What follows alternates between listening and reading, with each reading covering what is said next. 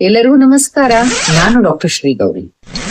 ಇವತ್ತು ನಾವು ಒಂದು 2 ಇಂಗ್ರೀಡಿಯೆಂಟ್ಸ್, ನಿಮ್ಮ ಎಲ್ಲಾರ ಮನೆಯೊಳಗೂ ಸಿಗುವಂತ 2 ಇಂಗ್ರೀಡಿಯೆಂಟ್ಸ್ ಬಗ್ಗೆ ಹೇಳ್ತೀನಿ. ಅದನ್ನ ಯಾವ ರೀತಿ ಕಂಬೈನ್ ಮಾಡಿ ಕೊಟ್ರೆ ಅದು ಮಕ್ಕಳಿಗೆ ಮತ್ತು ದೊಡ್ಡವರಿಗೆ ಅಮೃತದಂತೆ ಕೆಲಸ ಮಾಡುತ್ತೆ ಅನ್ನೋದ್ರ ಬಗ್ಗೆ ಡಿಸ್ಕಸ್ ಮಾಡೋಣ. ಯಾರು ನನ್ನ ಚಾನೆಲ್ ನೋಡ್ತಾ ಇದ್ದೀರಿ, ಎಸ್ಪೆಷಲಿ ಯಾರು ಸಬ್ಸ್ಕ್ರೈಬ್ ಮಾಡ್ಲಾರ್ದೆ ನೋಡ್ತಾ ಇದ್ದೀರಿ, ದಯವಿಟ್ಟು ನನ್ನ ಚಾನೆಲ್ ಅನ್ನ ಸಬ್ಸ್ಕ್ರೈಬ್ ಮಾಡ್ರಿ.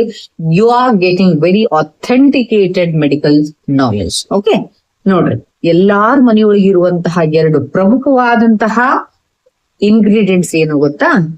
ತುಪ್ಪ ಮತ್ತು ಜೇನುತುಪ್ಪ, ಅಂದ್ರೆ ಮಧು ಘೃತ.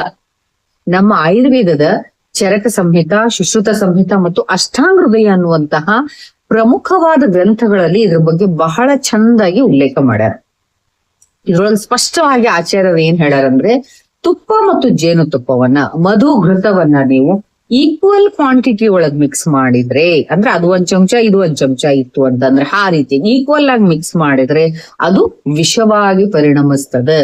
ಅಂದ್ರೆ ಸಮ ಪ್ರಮಾಣೆ ವಿಷಂ ಅಂತ ಹೇಳ್ತಾರೆ. ವಿಷಂ ಅಂದ ತಕ್ಷಣ ಸಡನ್ ಆಗಿ ಇಲಿಪಾಷಾಣ ಟೈಪ್ ವಿಷ ಅಂತಲ್ಲ, ಇಲ್ಲಿ ಟಾಕ್ಸಿಸಿಟಿಯನ್ನ ಡೆವಲಪ್ ಮಾಡ್ತದೆ, ದೇಹದಲ್ಲಿ ಅಗ್ನಿಮಾಂದ್ಯವನ್ನ ಮಾಡ್ತದೆ ಮತ್ತು ದೇಹದಲ್ಲಿ ಡೈಜೆಸ್ಟಿವ್ ಸಿಸ್ಟಮ್ಗೆ ಡಿಸ್ಟ್ರೆಸ್ ಅನ್ನ ಕ್ರಿಯೇಟ್ ಮಾಡೋದ್ರ ಮುಖಾಂತರವಾಗಿ, ಹೆವಿನೆಸ್ ಆಗೋದ್ರ ಮುಖಾಂತರವಾಗಿ ಡೈಜೆಸ್ಟಿವ್ ಪ್ರಾಬ್ಲಮ್ಸ್ ಬರುವಂತ ಚಾನ್ಸಸ್ ಇರ್ತದ.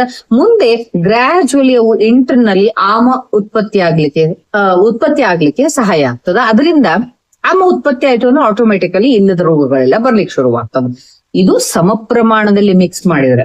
ಅದೇ ತುಪ್ಪ ಮತ್ತು ಜೇನುತುಪ್ಪವನ್ನ ನೀವು ಅಸಮ ಪ್ರಮಾಣದಲ್ಲಿ, ಅಂದ್ರೆ ತುಪ್ಪ ಹೆಚ್ಚಿಗೆ ಇತ್ತು ಅಂದ್ರೆ ಜೇನುತುಪ್ಪ ಕಡಿಮೆ ಇರಬೇಕು, ಜೇನುತುಪ್ಪ ಹೆಚ್ಚಿಗೆ ಇತ್ತು ಅಂದ್ರೆ ತುಪ್ಪ ಕಡಿಮೆ ಇರಬೇಕು. ಆ ರೀತಿಯಾಗಿ ನೀವು ಅಸಮ ಪ್ರಮಾಣದಲ್ಲಿ ಅದನ್ನ ಮಿಕ್ಸ್ ಮಾಡಿದ್ರಿ ಅಂದ್ರೆ ಅದು ಅಮೃತದಂತೆ ಕೆಲಸ ಮಾಡ್ತದೆ. ಇದು ಎಷ್ಟು ಜನರಿಗೆ ಗೊತ್ತೈತೆ ಹೇಳ್ರಿ ನೋಡ್ರಿ. ಮಧು ಘೃತಂ ಅಸಮ ಪ್ರಮಾಣೆ ಅಮೃತಂ ಅಂತ ಹೇಳ್ಯಾರ.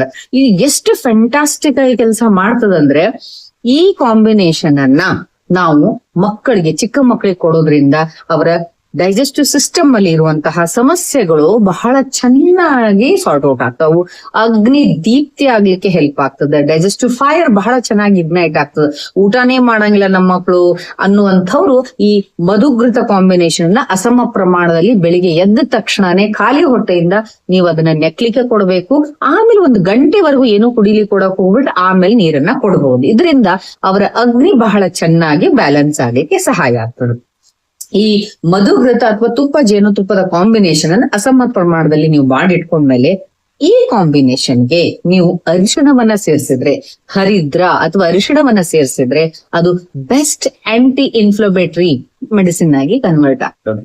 ಮಕ್ಕಳಲ್ಲಿ ಬರುವಂತಹ ಪದೇ ಪದೇ ಜ್ವರ, viral infections, bacterial infections, 108 infections, respiratory problems ಗೆ ಇದೇನ್ ಮಾಡ್ತದಂತಂದ್ರೆ ಆಂಟಿ ಇನ್ಫ್ಲಮೇಷನ್, ಅಂದ್ರೆ ದೇಹದಲ್ಲಿ ಆಗುವಂತ ಇನ್ಫ್ಲಮೇಷನ್ ಅನ್ನ ಕಡಿಮೆ ಮಾಡಿ ಬಹಳ ಚೆನ್ನಾಗಿ ಇಂಟರ್ನಲ್ಲಿ ಇಮ್ಯುನಿಟಿಯನ್ನ ಡೆವಲಪ್ಮೆಂಟ್ ಮಾಡ್ಲಿಕ್ಕೆ ಸಹಾಯ ಮಾಡ್ತದೆ.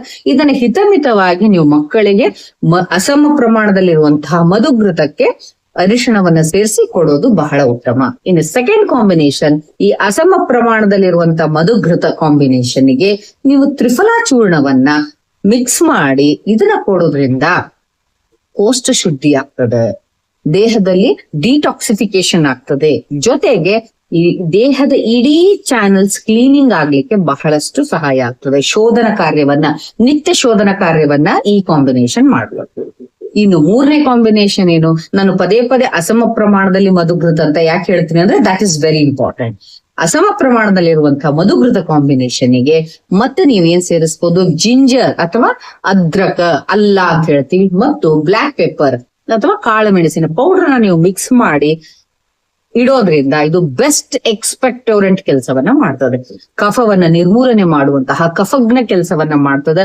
ಮಕ್ಕಳಲ್ಲಿ ಉಂಟಾಗುವಂತ ಏರ್ವೇಸ್ ನಮ್ಮ ಈ ಲಂಗ್ಸ್ ಅಲ್ಲಿ ಇರುವಂತಹ ಮತ್ತು ಏರ್ವೇಸ್ ಅಲ್ಲಿ ಇರುವಂತಹ ಈ ಒಂದು ಇರಿಟೇಷನ್ ಅನ್ನ ಕಡಿಮೆ ಮಾಡಿ ಕಫವನ್ನ ಇದು ಲೂಸನಿಂಗ್ ಮಾಡ್ಲಿಕ್ಕೆ ಹೆಲ್ಪ್ ಮಾಡ್ತದೆ. ಎಕ್ಸ್ಪೆಕ್ಟೋರೇಷನ್ ಕೆಲಸವನ್ನ ಮಾಡಿ ಅವರಿಗೆ ನಿರಾಳವಾಗಿ ಉಸಿರಾಟ ಆಗುವಂತೆ ನೋಡ್ಬರ್ತದೆ.